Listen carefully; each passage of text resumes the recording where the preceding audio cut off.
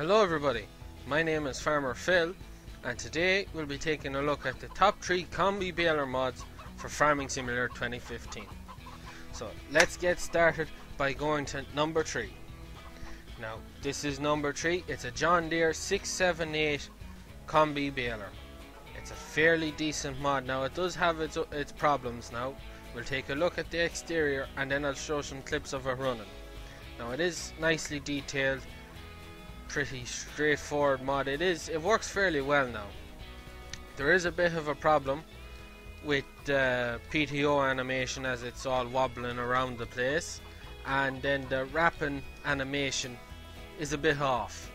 Also it just has a few little tricky bits that just don't make any sense, like the way it just seems to throw the bale off the back of the baler or off the wrapping platform, and that little stand that's on the ground seems a bit odd. It also has a work light that a back work light that turns on when it's connected, turns on by turning on the lights in the tractor. It also comes in two halves. It comes with the baler half and then you have to buy the wrapper half separate. The baler half costs €117,000 and has an upkeep of €360 a day, which is very high compared to the others on the list. And then the wrapping part costs €35,000 and has an upkeep of 120, and again is dear, and this also makes it the dearest mod to buy on the list. Its requirements are 70 horsepower, but 70 horsepower, when you hook up the, I think it's the T5 or the little small New Holland, it's not fit to pull it. It says the power requirement isn't enough. At the Hurleyman, the 130 horsepower is well able to pull it and operate it. So anything above or at that range seems fairly well. It's also washable and was uploaded to Mod Hoster by Fusiontree. I can't pronounce the name, but uploaded by some man anyways. There'll be a link in the description below if you'd like to download it for yourself. Overall, it works fairly well. It will work with Courseplay, but the problem is that it unloads the bale from the baling chamber automatically. That's fine, it stops and it lets it out, but when it gets to the wrapper, it will wrap the bale but won't let it off. Then you have to be there to let it off, so it doesn't really work that well with Courseplay. And then because it's two separate parts, it comes up as two separate parts on your dash or your HUD, and when you want to let off the bale off the wrapper, you have to make sure you're selected to the last one. It's a bit tricky. It's a good mod, no doubt about that, but it has a few issues that could do with some improvements. So that's really it. As I said, link in the description below if you want to take a look and download it for yourself and try it out. So let's move on to number 2. Number 2 is the Fusiontree and 2. I said I'd include both of them because they're pretty much the exact same, except for there's a bit of redesigning and new textures and whatnot on them. That's really it. Both made by Sam N Mod. Very good mods now. Very good. We'll just take a look at the Fusiontree here. It's fully animated. All the chains and sprockets, everything goes round. It is extremely well done. Very nice detail. Everything works 100%. It's a pretty good straightforward mod. There's no two ways about it. The only problem I have with it is it doesn't work with Courseplay. It's the same as the John Deere. It'll let out the bale out of the chamber automatically, wrap the bale, but then doesn't let it off. And if you don't let it off the bale, it just lets out the next bale onto the wrap bale, and then sort of glitches and you just keep losing bales. And if you let off that bale, there'll always be a bale on the back of the wrapper. It doesn't work too well with Courseplay. You have to be there, and it just sort of defeats the purpose of the whole job. Other than that, a very straightforward, very nice detailed mod, fully animated. All them moving bits move. Covers open, and the covers open on the Fusion 2 as well.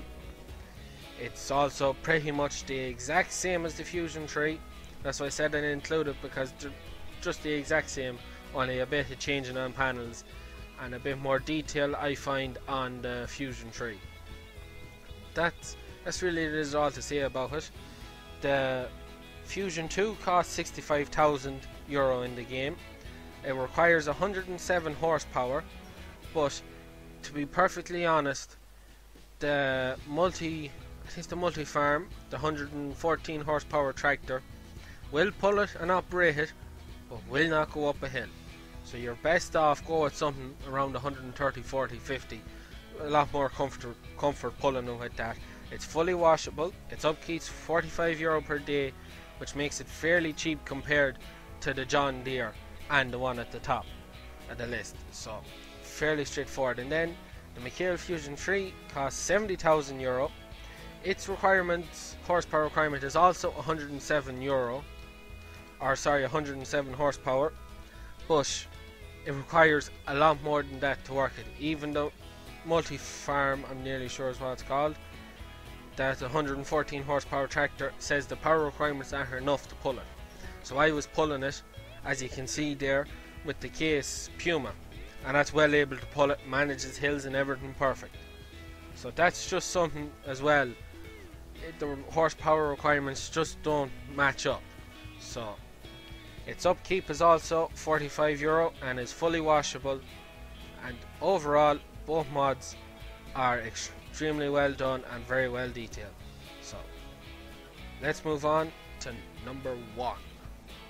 Number one, the Krone Ultimia, I hope I said that right, CF155XC. It is one of the best mods out there. It is a continuous baler with a wrapper on the back. You don't stop. It passes on the bale from, once the bale is fully made, it passes it on to another chamber, nets it while it's making the other bale, then lets it out. Fully automatic, unless you can change it to a manual where you manually let off the bale. It also has some settings on it for changing the size of the bale, which 100%. It even works, even no matter what size bale you put on, it still works with the automatic Marshall bale trailer. It'll load all the bales. It looks a bit odd when you have the larger size bales, but works 100%. It is an extremely detailed mod. It must have taken hours and hours to make. It even has, when you open up panels, it has the noise of them, has lights on, you can see all the detail, pipe works, everything. It is an extremely detailed mod and a very good mod. There's a huge amount of work went into it. Fully open, it's just, I can't give it enough praise. It does work with courseplay, but there's a knack to it, and I'll show you later on just how to set it up to work, as it doesn't work the normal way.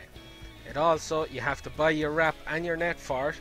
The wrap costs 1200 euro a pallet, which has 4x6 is 24 things of wrap, and a pallet of net costs 500, and you can pick up your roll and put it in. You put the rolls in the other side, and when you hook it up to the tractor, it tells you, you can see it there, fill level net roll 100%. So you can then pop it in and you can fill it up to the lugs, especially with the wrap, as it holds a lot of wrap. I actually picked up the wrong one. Take one of these ones. You can put it in, you can take it out, you can do whatever, refill it. It is extremely detailed and well thought out mod. It's on the Farming Simulator official website and was one of the I can't even say the word. Was one of the ones on the contest page. You click on the link below and that'll bring you straight to it. It's fully animated, works 100%. The whole outfit costs 143,655 euro. And at that, it's not the most expensive mod on the list. The most expensive one was the John Deere, so it is fairly decent.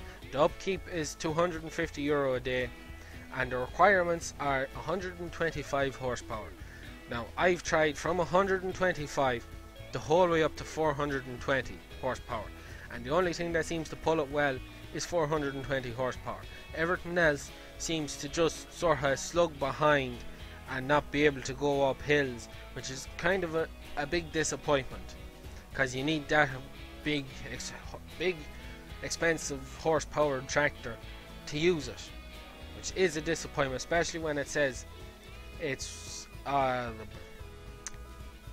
requires 125 horsepower to work. It was created by BM Modding. Fair play to them men and women. They made a huge mod, a serious mod. So I'll just show you now how to set it up to work with Courseplay. I think that's all I have to say about it, so we'll skip on to that. Now that we're in the field, I just want to show you some of the other things that I forgot to mention that are on it. As you can see there, you have all these little symbols, and that tells you what it's doing. That tells you that your bale's coming out, it's wrapping, it's passing on, it's in the chamber. It's extremely. It also has your how many bales it's made all together, how many bales this session.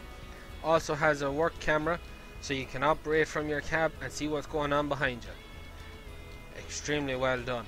It also, when you turn it on, you also have the change drop mode, which has manual, collect and auto. And collect, I haven't found any difference with it than auto.